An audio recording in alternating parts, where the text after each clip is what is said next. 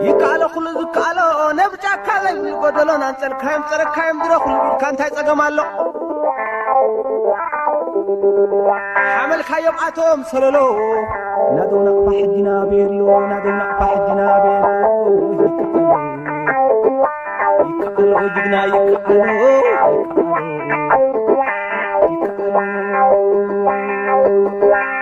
دمعي لنتا وسعلو حيل مجزعتي وسعلو يفكو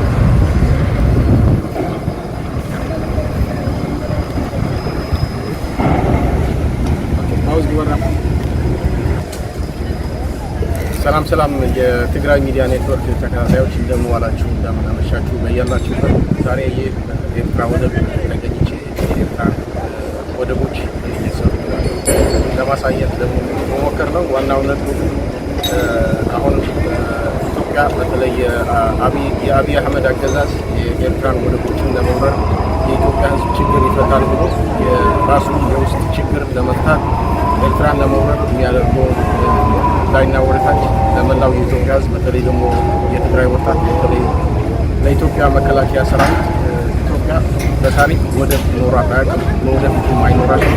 ኢትዮጵያ ለብዙ ዓመታት የአሰብ ወደብን ስትጠቀም ነበር። ይሄ የምታዩት በሙሉ ምጽዋ አስመራ ከመጣ በኋላ ወደ ምጽዋ ዛሬ መጥቼ የምጽዋ ወደብን እያየሁት ነው። ለታሪክ ለማስቀመጥ ከዚህ በኋላ የኤርትራ ወንድሞቻችን ከኤርትራ ሕዝብ ጋር ላለመዋጋት ከኤርትራ መንግስት ጋር ላለመዋጋት እኛ እንደ ኢትዮጵያ እኔም እንደ አንድ ትግራዋይ ኢትዮጵያ በታሪኳ ወደብ የሚባል ነገር ኖሯት አያውቅም። አሰብና ምጽዋ የኤርትራ ወደቦች እንዲሆኑ ሁሉም የኢትዮጵያ ወጣት በተለይ የትግራይ ወጣት ሊያውቁ ይገባል። ከዛ በተጨማሪ አብይ አህመድ የአሰብን ጉዳይ የአሰብን ወደብ አማራ ወደብ ካልከው ወይም አሰብ ካልከው ሊዋጋ ይችላል ብሎ ብዙ ምክንያቶችና ሴራ ተንኮሎችን ቢናገር የአማራ ህዝብ የአማራ ወጣት በተለይ ፋኖ ይሄን ተቀባይነት እንደሌለው አውቆ የአማራ ህዝብ ፋኖ ለነጻነቱና ለመብቱ እየታገለ ነው። የትግራይ ህዝብና ቲዲኤፍ እንዲሁም የኦላ ኦሮሞ ነጻነት ግንባርና የኦሮሞ ወጣቶች ጸረ አብይ አገዛዝ የሚያደርጉትን ትግል ሁላችን ተባብረን ልንደግፈው ይገባል። ዋናው ነጥብ ዋናው መልእክቴ ግን ከዚህ በኋላ እኛ እንደ ኢትዮጵያውያን ከኤርትራውያን ወንድሞቻችን ከኤርትራ መንግስት ወደብ ብለን መዋጋት ጥቅም የለውም። ኢትዮጵያ ወደብ ኖሯት አያውቅም። አብይ አህመድ እና የእሱ ጄኔራሎች እና ሌሎች ከፍተኛ የብልጽግና ሆዳም አመራሮችና ካድሬዎች ስለ ወደብ ቢያወሩ ባያወሩ እኛ ኢትዮጵያውያን አያገባል። ይሄ ኤርትራ ነጻ ሆነች ከጣሊያን አገዛዝ በኋላ ነጻ ሀገር መሆን የሚገባትን ሀገር በኃይለ ሥላሴ ጊዜ በግድ ኮንፌዴሬሽን ከዛም የኢትዮጵያ አካል ተደርጋ ኤርትራውያን ለመብታቸው 30 ዓመት ታግለው መብታቸው አረጋግጠዋል። ከዚህ በኋላ ከኤርትራውያን ጋር የምንዋጋበት ምንም ምክንያት የለም። ይሄ ለሁሉም ቀጣይ የኢትዮጵያ ጄኔሬሽን በምጽዋ ወደብ በማሳዋ ቶኒ እኛ እንደ ኢትዮጵያ ማወቅ ያለብን ኤርትራ ባለ ሁለት ወደብ መሆኗ የአሰብ የወደብ ተጠቃሚነት የኤርትራ መንግስት እንዳልከለከለን መጠቀም ከፈለግን የኤርትራ መንግስት በሩ ክፍት እንደሆነ እዚህ መጥቼ ያረጋግጣለሁ። ስለዚህ ማንኛውም የኢትዮጵያ ወጣት የወደብ ብሎ ለአብይ አህመድና ለብልጽግና ብሎ ከንቱ መስዋዕትነት መክፈል እንደሌለበት፣ ከዛ በተረፈ ግን እንዲህ እንደምታዩት ኢትዮጵያም የአሰብ ወደብ ተጠቃሚነት ሊከለከላት የለም እንችላለን።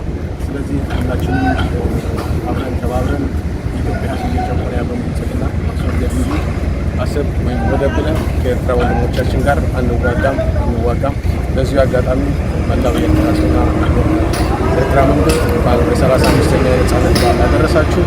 ወደብ የሚባለው ይሄ የምታየው እንግዲህ ስለዚህ ኢትዮጵያ፣ ኤርትራ፣ ትግራይ የአፍሪካ ቀን በሰላም እንዲኖር ሁላችን መታገል አለብን። አመሰግናለሁ። ቴንክ ዩ ሶ ማች።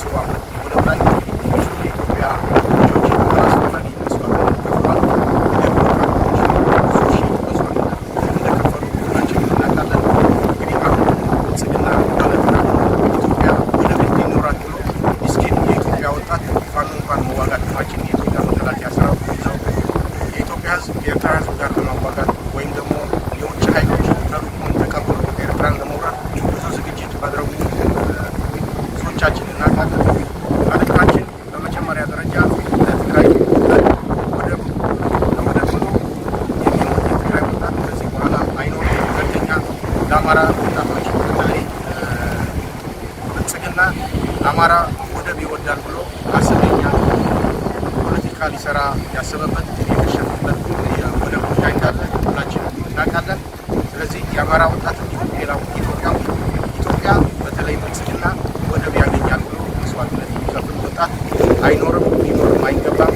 ኤርትራ ራሷ የቻለች ወደብ ሀገር ናት። ይሄ ለአሁኑ ትውልድ ብቻ ሳይሆን ለቀጣይ ትውልድ ታሪክ ማስተላለፍ ስለምፈልግ ከዚህ በኋላ እኛ እንደ ኢትዮጵያ ኢትዮጵያውያን ከኤርትራ ሕዝብ ጋር ለወደብ ብለን መዋጋት የለብንም።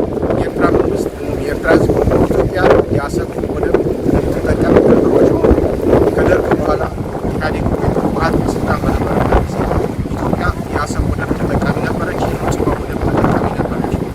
ሁለተኛ ደረጃ ይህ መልክ ለትግራይ ወላጆች ትግራይ ለጂኦግራፊ አቀማመጧ ምጽዋ እንጂ አሰብ ይህን ያህል ተጠቃሚነት የለም። እንዲያውም አማራ በተጨማሪ ባህር ዳርና ሌሎች አካባቢዎች ቅርቡ የምጽዋ ወደብ ግን አሰብ ወደብ ለአማራ ክልል ቅርብ ሊሆን ይሄ ምጽዋ በተለይ ለትግራይና ለአማራ ህዝብ ብዙ ጠቀሜታ አለው። ከጂኦግራፊ ከቅርበት ከርቀት አኳያ ለአማራና ለትግራይ ህዝቦች በጣም ቅርብ የሆነ ወደብ ተጨማሪ በዚሁ 2018 ስምምነት በመጣ ጊዜ አብይ አህመድ የኤርትራ መንግስት ወደብ ኢትዮጵያ እንድትጠቀም ቢፈቅድም ሁላችንም የኤርትራ መንግስት ወደብ እንድትጠቀም ፈቅዶ ነበር። ነገር ግን አብይ አህመድ የራሱ የሆነ ህልም ስለነበረው ምጽዋ ወደብ ከተከፈተ የትግራይና የአማራ ህዝቦች ይጠቀማሉ ብሎ ስላሰበ የኤርትራ መንግስት ጋር የነበረው ስምምነት እንዲፈርስ አድርጓል። ምክንያቱም የአብይ አህመድ የነበረው አሰብ ወደ ኢትዮጵያ ማስገባትና ታላቋ ኦሮሚያ መስራት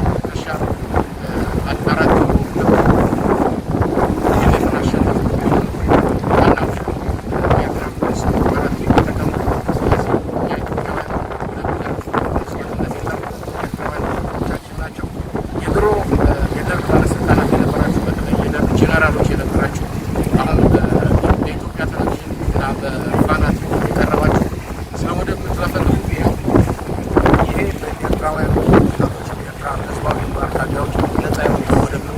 ትናንትና በግብ ይዛችሁት የነበራችሁ ወደብ ይኸው ፊት ለፊት መኖሪያ ቤታችሁ በዓይኔ ያየሁት ነው። ስለዚህ ይሄ እንደዚህ አይነት